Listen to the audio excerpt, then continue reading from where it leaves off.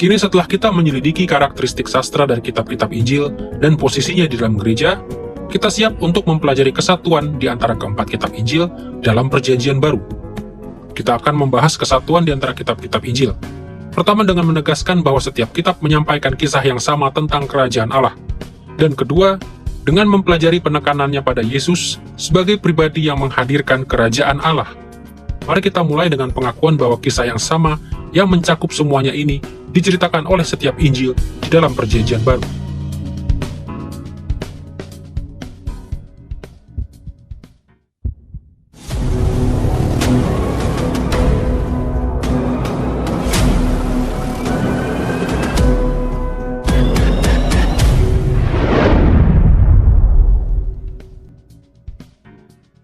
Secara umum dapat kita katakan bahwa kisah yang disampaikan di dalam kitab Matius, Markus, Lukas, dan Yohanes adalah Injil. Keempatnya adalah kitab-kitab yang menyampaikan kisah Injil. Namun, apa persisnya kisah Injil itu? Kata Injil diterjemahkan dari kata Yunani Evangelion, yang secara sederhana berarti kabar baik. Jadi ketika Alkitab berbicara tentang Injil Yesus, Alkitab sedang berbicara tentang kabar baik tentang Yesus. Namun apa persisnya kabar baik ini? Siapakah Yesus? Dan kisah apakah yang diceritakan oleh kitab-kitab Injil tentang Dia? Untuk menjawab pertanyaan-pertanyaan ini, kita perlu memahami bahwa kata Injil kadang-kadang mengacu pada jenis kabar baik yang sangat spesifik di dalam dunia purba.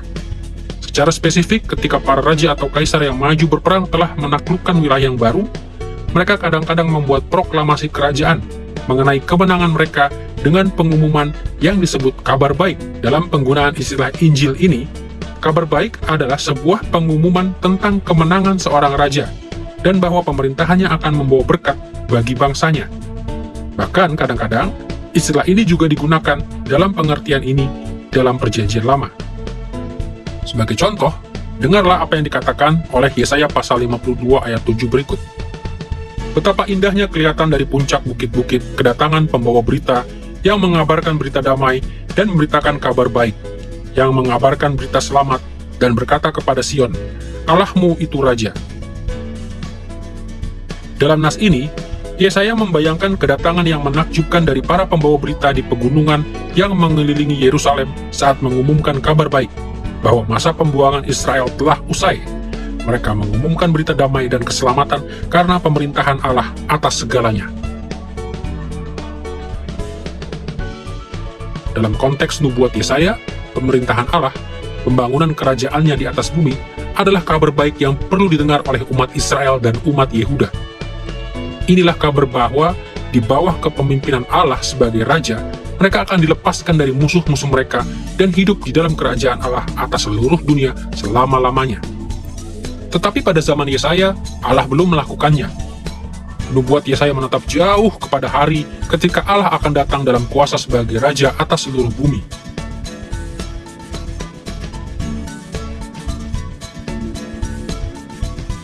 Dan kabar baik yang disampaikan oleh Matius, Markus, Lukas, dan Yohanes adalah bahwa hari tersebut telah digenapi di dalam Yesus.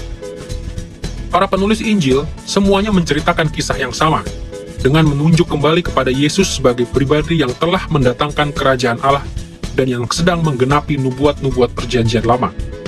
Merekalah para pembawa berita yang memiliki kaki-kaki yang indah yang mengumumkan kabar baik bahwa kerajaan Allah telah datang ke bumi melalui Raja terakhirnya, Yesus. Kisah tentang kedatangan kerajaan ini menyediakan kerangka yang menyatukan keempat kitab Injil.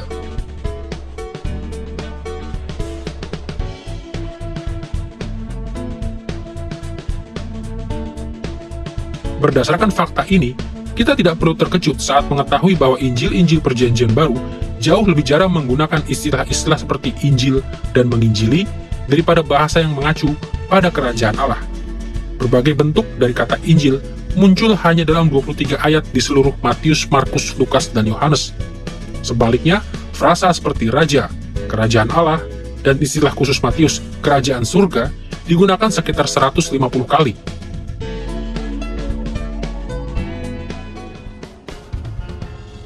Kini setelah kita mengerti bahwa semua kitab Injil menceritakan kisah yang sama tentang kerajaan Allah, marilah kita lihat penekanannya pada Yesus sebagai Raja yang mendatangkan kerajaan Allah. Pertama, kita akan membahas beberapa bukti yang diberikan oleh kitab-kitab Injil untuk mendemonstrasikan bahwa Yesus mendatangkan kerajaan itu. Kedua, kita akan menjelaskan kosakata yang Alkitab gunakan untuk membicarakan Yesus dan kerajaan itu. Dan ketiga, kita akan melihat bahwa Yesus mendatangkan kerajaan itu secara bertahap. Marilah kita mulai dengan beberapa bukti yang menunjukkan bahwa Yesus mendatangkan kerajaan Allah. Ada banyak cara berbeda yang digunakan oleh kitab-kitab Injil untuk menegaskan kedatangan kerajaan Allah di dalam Yesus. Tetapi sesuai dengan tujuan kita dalam pelajaran ini, kita hanya akan berfokus pada 3 hal. Bukti pertama dari kerajaan Allah yang akan kita sebutkan adalah kuasa Yesus atas roh-roh jahat. Dengarlah apa yang dikatakan Yesus dalam Matius pasal 12 ayat 28 berikut. Jika aku mengusir setan dengan roh Allah, maka kerajaan Allah sudah datang ke atasmu. Dalam nas ini, Yesus baru saja mengusir roh jahat, dan kemampuannya untuk mengusir roh-roh jahat membuktikan bahwa ia telah mendatangkan kerajaan Allah.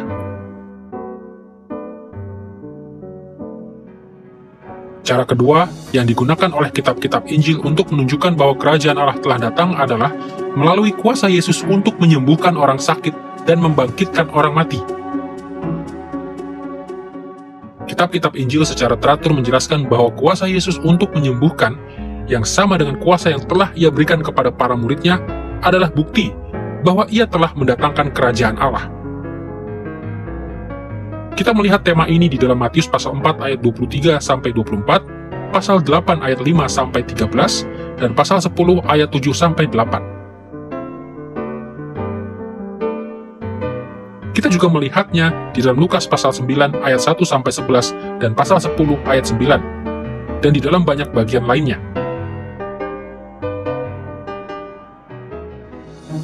Kedatangan kerajaan Allah juga terlihat di dalam otoritas Yesus untuk mengampuni dosa. Dengarlah nubuat Yesaya tentang kedatangan Mesias di dalam Yesaya pasal 33 ayat 22-24 berikut. Sebab Tuhan ialah hakim kita, Tuhan ialah yang memberi hukum bagi kita, Tuhan ialah Raja kita, Dia akan menyelamatkan kita. Tidak seorang pun yang tinggal di situ atau di Sion akan berkata, aku sakit, dan semua penduduknya akan diampuni kesalahannya. Yesaya menunjukkan bahwa Allah memiliki hak prerogatif sebagai Raja untuk menyembuhkan dan mengampuni. Dan ia bernubuat bahwa penyembuhan dan pengampunan pada akhirnya akan datang melalui Mesias, ketika Mesias memulihkan kerajaan Allah di muka bumi. Dan persis inilah yang dilakukan oleh Yesus. Ia memanggil orang untuk memasuki kerajaan Allah, ia menawarkan kehidupan kepada mereka sebagai ganti kematian. Inilah berita keselamatan, berita kelepasan dari dosa.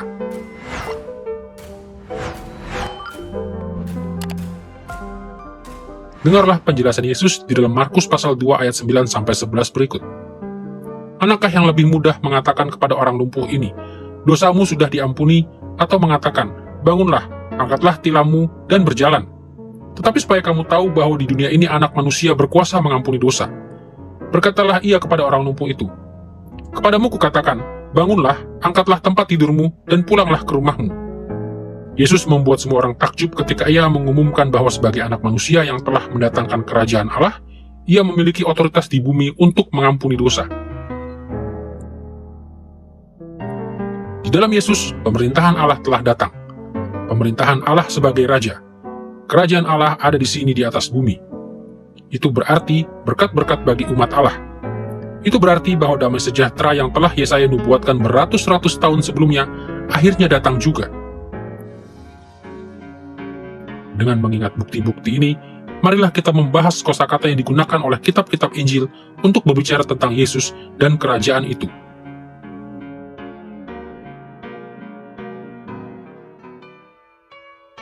Satu alasan yang membuat orang-orang Kristen terkadang tidak langsung melihat penekanan kitab-kitab Injil pada kerajaan Allah adalah karena para penulis Injil menggunakan begitu banyak kata yang berbeda untuk membicarakannya. Yang jelas, mereka menggunakan kata-kata seperti raja dan kerajaan. Tetapi mereka juga menggunakan kata-kata seperti memerintah sebagai raja, pemerintah, otoritas, tahta atau throne, anak Daud, dan banyak kata lain yang menunjuk kepada kedaulatan dan kendali Allah. Para penulis Perjanjian Baru menggunakan berbagai macam kosakata untuk berbicara tentang kerajaan Allah, dan bukan hanya kata-kata yang eksplisit, tetapi mereka juga menggunakan konsep-konsep yang berkaitan. Jadi kita bisa melihat misalnya, bahwa gelar untuk Yesus seperti Kristos, yang berarti Mesias, yang diurapi, yang dalam bahasa Perjanjian Lama berbicara mengenai Sang Raja, anak Daud. Atau kita dapat melihat di dalam kata seperti Kurios, atau Tuhan, yang juga merupakan gelar untuk Yesus, yang kembali berbicara tentang dia sebagai Raja, sebagai seorang seperti Kaisar. Kaisar juga memiliki gelar itu.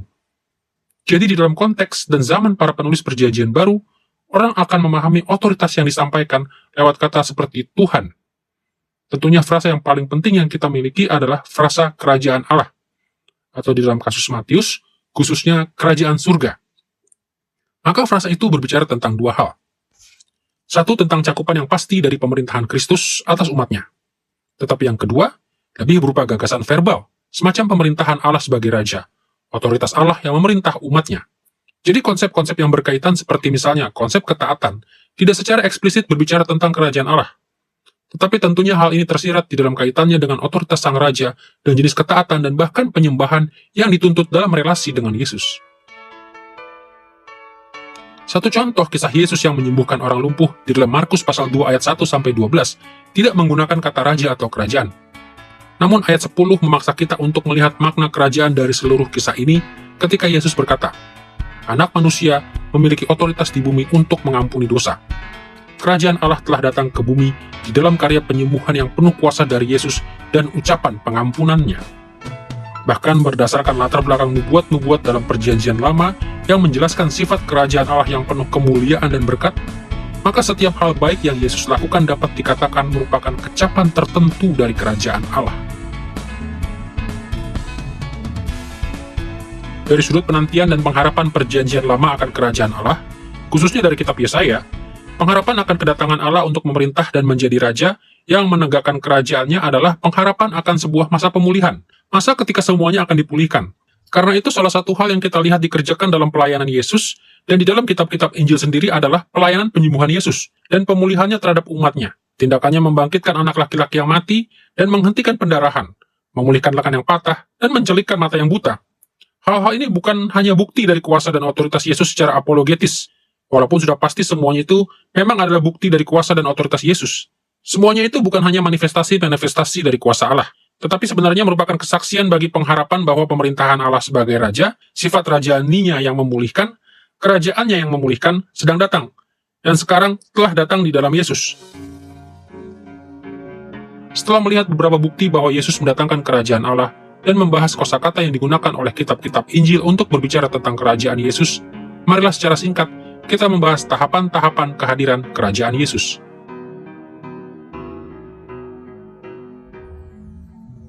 Yesus mengajarkan bahwa pengalaman kerajaan yang sedang ditawarkannya bukanlah gambaran yang lengkap. Tahapan lainnya dari kerajaan itu masih belum datang. Suatu waktu kelak, kerajaan Allah akan datang dalam segala kepenuhannya. Yesus menggambarkan hari itu di dalam Lukas pasal 21 ayat 27-28 berikut. Pada waktu itu orang akan melihat anak manusia datang dalam awan dengan segala kekuasaan dan kemuliaannya.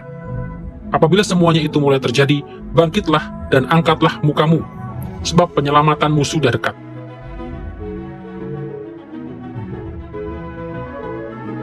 Banyak teolog Yahudi telah menafsirkan, Perjanjian Lama mengajarkan bahwa ketika Mesias datang, ia akan menyingkirkan zaman dosa dan maut ini sekaligus dan menggantinya dengan zaman kerajaan Allah.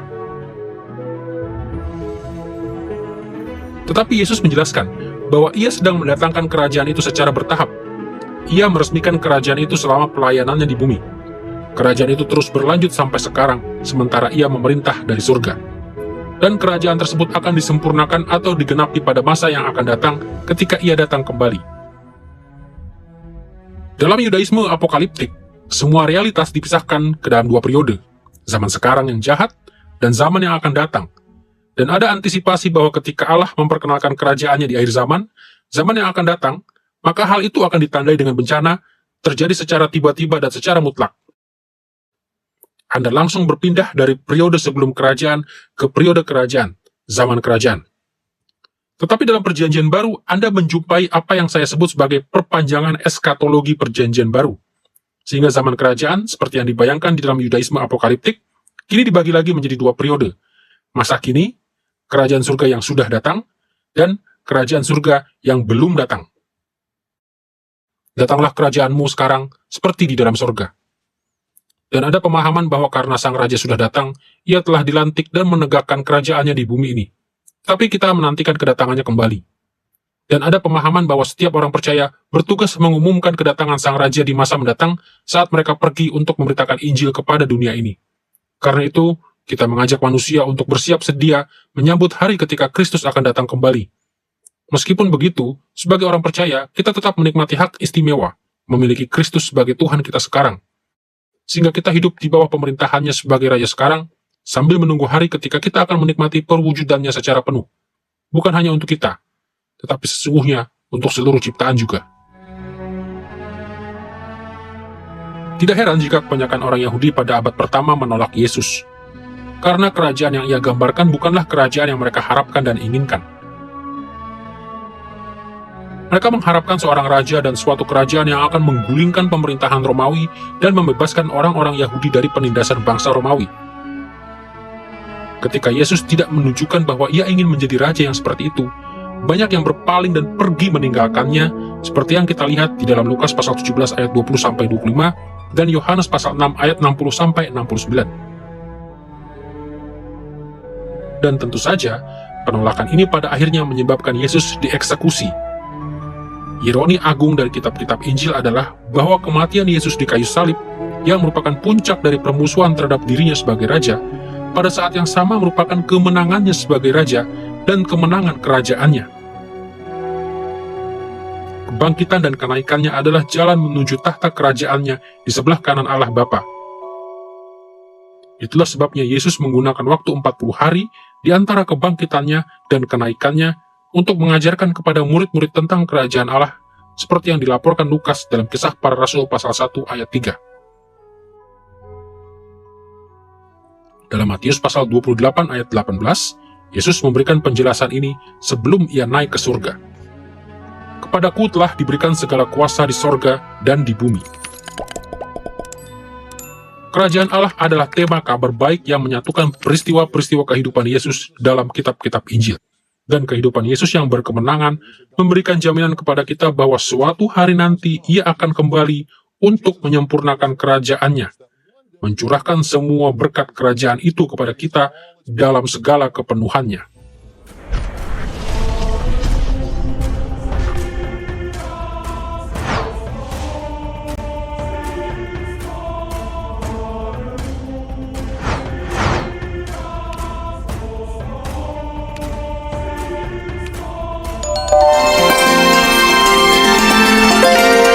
I believe in God the Father Almighty, maker of heaven and earth. I believe in Jesus Christ, His only Son, our Lord, who was conceived by the Holy Spirit and born of the Virgin Mary. He suffered under Pontius Pilate, was crucified, died, and was buried. He descended into hell. The third day he rose again from the dead. He ascended into heaven. And is seated at the right hand of God the Father Almighty. From there he will come to judge the living and the dead. I believe in the Holy Spirit, The Holy Catholic Church, communion of saints, the forgiveness of sins, the resurrection of the body, and the life everlasting.